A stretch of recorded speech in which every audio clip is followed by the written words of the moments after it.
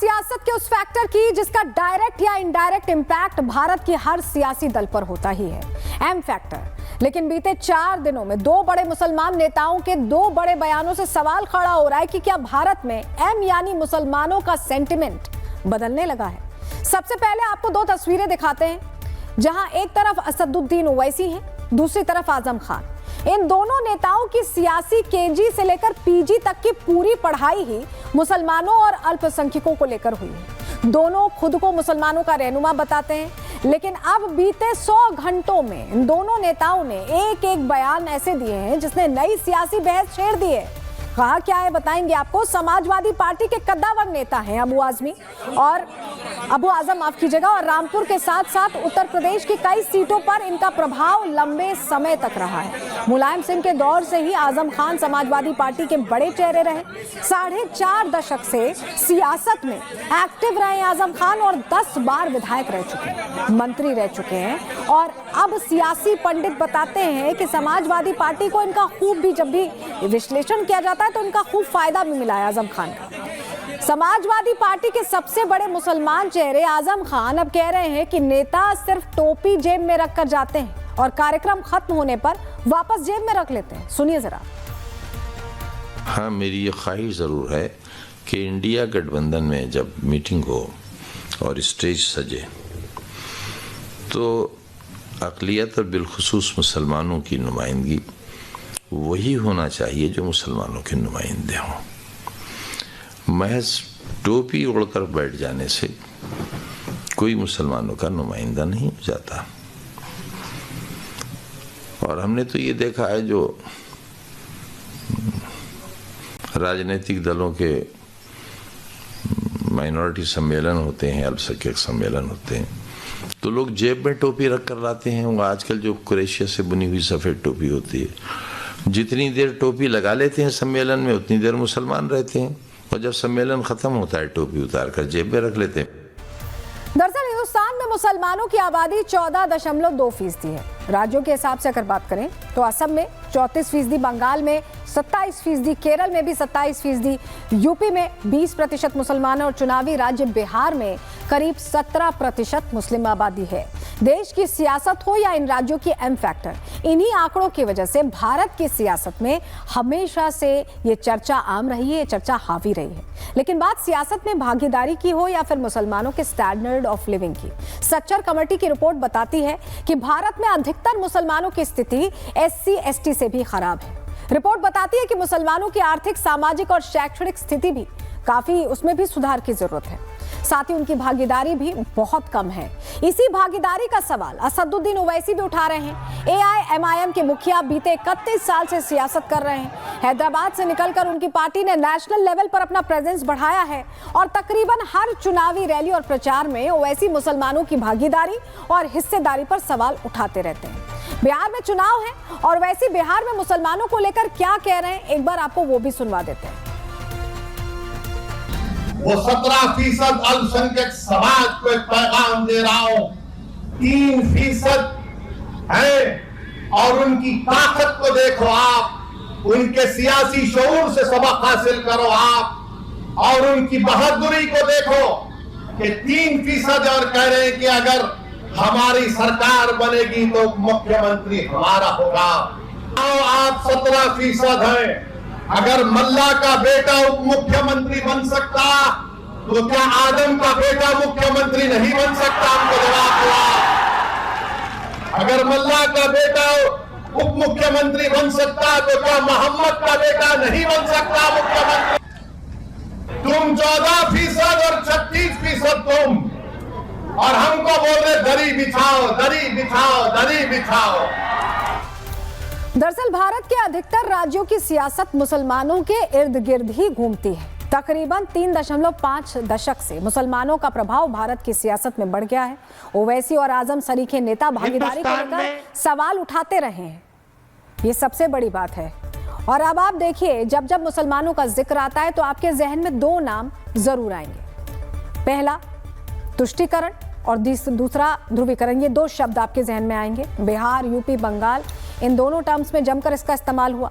एक पक्ष तुष्टीकरण में अपना फायदा देखता है तो दूसरा ध्रुवीकरण में अपना मुनाफा देख रहा है। इन दो शब्दों के जरिए चुनावों में सारी गणित बैठाई जाती है और दोनों ही तरफ से, चाहे सत्ता पक्ष हो या विपक्ष हो, अपना फायदा जमकर उठाते हैं, यही फॉर्मूला अपनाते हैं।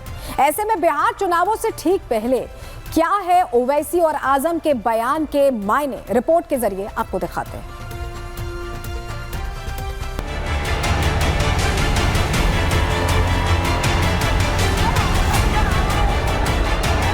वही होना चाहिए जो मुसलमानों के नुमाइंदे हों। महज टोपी ओढ़कर बैठ जाने से कोई मुसलमानों का नुमाइंदा नहीं हो जाता। 17% अल्पसंख्यक समाज मुसलमान में कितने एमएलए बने? 8%। अब ये लोग सब बोलते हो वैसी ऐसा। अबे तुमने क्या किया? बिहार में चुनाव है, सभी सियासी दल पूरी ताकत के साथ मैदान में हैं। हर बार की तरह इस बार भी जाति फैक्टर हावी है, लेकिन 2020 की तरह इस बार भी ओवैसी मैदान में है। पिछले चुनाव में ओवैसी के उतरने से महागठबंधन को सीमांचल में नुकसान झेलना पड़ा था। इस बार ओवैसी ने अपना दायरा बड़ा किया है। सीमांचल के साथ साथ मिथिलांचल में भी अपनी हाजिरी लगाई है, उम्मीदवार उतारे हैं। ओवैसी ने मिथिलांचल की 4 सीटों पर उम्मीदवार उतारे हैं।